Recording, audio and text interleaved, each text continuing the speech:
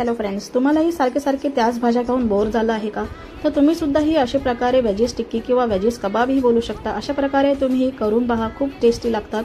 तर त्यासाठी सर्वात आधी मी एका कढईमध्ये पाणी गरम करत ठेवलेलं आहे, थोडंसं मीठ घातलेलं आहे, त्यात आपण सोयाबीन घातलेले आहेत छोटे बॉईल करत ठेवायला, आणि हे इकडे मटार घेतलेले आहेत, ते सुद्धा बॉईल करून घेतलेले आहेत। एका मिक्सरच्या भांड्यामध्ये आपल्याला सोयाबीन, बॉईल केलेले मटार, लसूण, आलं हे सगळं आपल्याला एक ग्राइंड करून घ्यायचं आहे।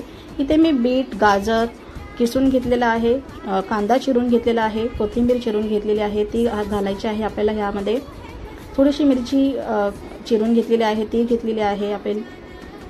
हे सर्व आता आपल्याला एक मिक्स करायचं आहे। इथे मी 2 बटाटे उकडून घेतलेले होते, ते मॅश करून घेतलेले आहेत। इथे मी थोडासा रवा घातलेला आहे, एक अर्धी वाटी रवा घातलेला आहे, थोडंसं बेसन घातलेलं आहे, थोडंसं कॉर्नफ्लोअर घातलेलं आहे, थोडीशी हळद घातलेली आहे, थोडीशी धना जिरा पावडर, थोडंसं लाल तिखट घालायचं आहे।